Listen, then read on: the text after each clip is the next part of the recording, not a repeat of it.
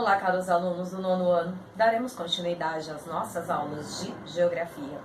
Lembrando então que na aula anterior nós falamos um pouquinho da Europa Oriental, né? Eu vou fazer algumas recapitulações, tá? De assuntos que foram abordados na aula.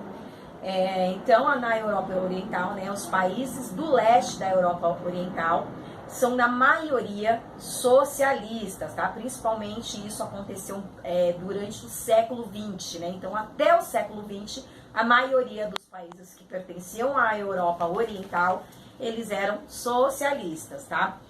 Então, esses países, eles estavam a leste, né, da Cortina de Ferro, que foi o termo dado pelo Winston Churchill, né? Que nada mais é do que lá o nosso muro de Berlim, né? Então, a Cortina de Ferro foi o famoso muro de Berlim, né? Então, esses países da Europa Oriental, eles estavam ali a leste do muro de Berlim, tá? E, com isso, eles ficavam isolados dos países do Ocidente, né? Então, quem morava a leste do muro de Berlim era proibido de atravessar para o Ocidente. A Rússia, com a revolução que aconteceu em 1917, ela se tornou o primeiro país socialista, tá? Então, em 1917, houve a Revolução da Rússia, tornando-se, então, o primeiro país socialista do mundo, tá? Então, não foi só na Europa Oriental. Tornou-se o primeiro país socialista no mundo, tá? Em 1980, o governo foi pressionado, né? Porque tinha muitos abusos fiscais, né? Muita corrupção. Então, o governo começou a ser pressionado, né? Os povos pediam melhores condições de trabalho, liberdade política, né? E aí, Gorbachev, né? Que era o atual presidente lá em 1980, o Gorbachev tentou, então, uma reforma econômica, né? Mas essa reforma econômica, ela não teve sucesso, né? E essa reforma econômica não deu certo. Então, em 1989, com a queda do Muro de Berlim, né? Esse cenário mudou totalmente, tá? Então, o cenário que era até o momento do Gorbachev mudou totalmente, levando, então, 2 anos mais tarde, a dissolução do Estado Soviético. Então, veja bem, nós tivemos ali, então, em 1989, né, a queda do Muro de Berlim, e em 91, o Estado Soviético, então, ele acabou tendo a sua dissolução, né? E essa desestruturação da União Soviética desencadeou uma série de outras reestruturações territoriais, né?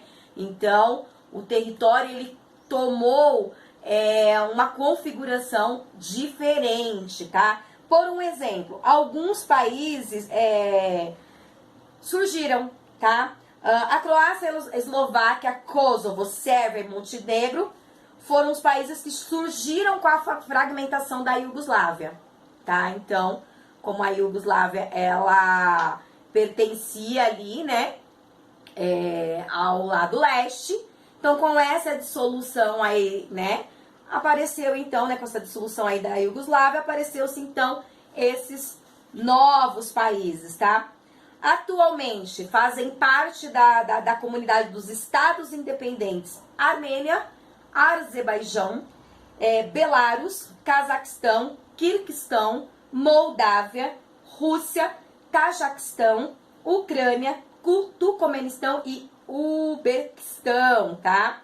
Então, eles são os estados independentes, né? Então, surgiu-se aí, né, a Croácia, a Eslováquia, formando, então, esses países. Depois, esses outros estados que eu falei, eles se tornaram independentes, né? Um fator importante que marca isso a maior parte da energia, né, que move a economia na Europa Ocidental é fornecida pela Europa Oriental, tá? Então, há uma grande ligação entre as Europas, né? A Rússia e a Federação Russa é a matriz energética que mais detém produção de petróleo. Inclusive tem aí uma grande briga, tá? De uma região aí próximo à Rússia, né?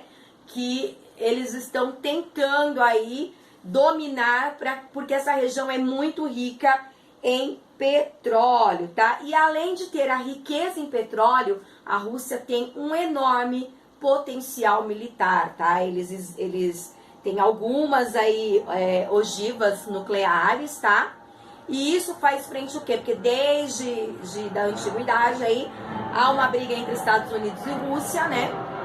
E isso faz com que alguns países que não são a favor da Rússia temam, né, esse potencial aí nuclear, né? Além disso, a economia da Rússia é uma das que mais cresce na Europa e na Ásia. Então, a Rússia vem crescendo bastante no seu setor econômico, tá? Esse peso econômico militar da Rússia praticamente obriga alguns países da Europa Ocidental a negociar com questões políticas e econômicas com os russos, né? Então, acaba tendo um forçamento, né? Força, então, esse setor econômico a negociar, né, com a Rússia, tá? Principalmente ali por causa do petróleo, né? Então, em função disso, foi criado um grupo de países que foi denominado G8, tá? Esse grupo, ele tinha 7 países e são os 7 países mais desenvolvidos do mundo, mais a Rússia, tá? Então, o G8 são 7 países mais desenvolvidos e mais a Rússia, tá? Com o fim da União Soviética, abriu espaço na região para o avanço da economia globalizada. Então, a globalização, junto com várias empresas transacionais, né, da Europa Oriental, acabaram alavancando, né, a economia, né? E simplesmente assim,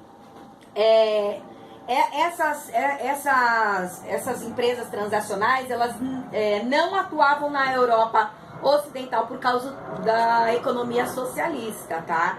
Então essas empresas elas não atuavam, né, na Europa Oriental. Então tiveram grandes oportunidades de expandir seus mercados e atuar em diversas regiões, de diversas formas, ampliando os negócios globais, tá? Uma parte importante dos países europeus e orientais, principalmente, passou a integrar a União Europeia, tá? Além dos países bálticos, a Polônia, a República Tcheca, a Hungria e a Bulgária e a Eslováquia e Romênia passaram então a integrar a União Europeia, né? Então, após se tornarem independentes da União Soviética em 91, os países bálticos, né, que são os países que são próximos do Mar Báltico, por isso que a gente chama de países bálticos, né, que seria Letônia, Estônia e Lituânia, adotaram modelos econômicos capitalista, então deixaram de lado o socialista e se recusaram a integrar a comunidade dos estados independentes, tá? Então esses países passaram a ser capitalistas, tá? Apesar de atualmente haver um esforço para o crescimento da integração dos países europeus, existem 2 sub-regiões importantes, que são os Balcãs e os Cáucasos, que ainda enfrentam muitos conflitos étnicos, né? Então, eles enfrentam o nacionalismo, o religiosismo, tá? Então, a questão religiosa pesa muito nessa região, né? E eles produziam um dos maiores exemplos de fragmentação política do mundo, tá? Então, é um exemplo bem claro, né, dessa fragmentação política do mundo, justamente por conta desse nacionalismo e desses conflitos étnicos, tá? Com a desestruturação, né, de antigos países e estruturação dos novos territórios, tá? Na região dos Balcãs, deram origem a alguns conflitos no processo de formação, né, dos novos territórios nacionais. A ex-Iugoslávia formada atualmente por Kosovo, Sérvia, Montenegro, Eslovênia e Bósnia-Herzegovina, Croácia e Macedônia, tá? Então, a ex-Iugoslávia foi formando, então, por esses países, né? E a região do Cáucaso, onde habitavam os russos, os chechênios e os georgianos e outras etnias, né? A situação é muito conflituosa, tá? Então, nessa região existe o interesse econômico da Rússia pelo controle das companhias internacionais de petróleo, né? Porque essas empresas, elas extraem muitos recursos, né? Principalmente o petróleo, ali do Mar Cáspio, né? E então, existem vários movimentos separatistas, tá? Que aconteceram no Cáucaso e põem em risco o domínio da Rússia nessa região, tá? Então, enquanto tiver conflito, a Rússia está tentando ali, né, no Mar Cáspio, ter o domínio, porque já que eles são os maiores detentores de petróleo, é óbvio que eles querem dominar essa região também. Estarei à disposição para qualquer dúvida. Bons estudos!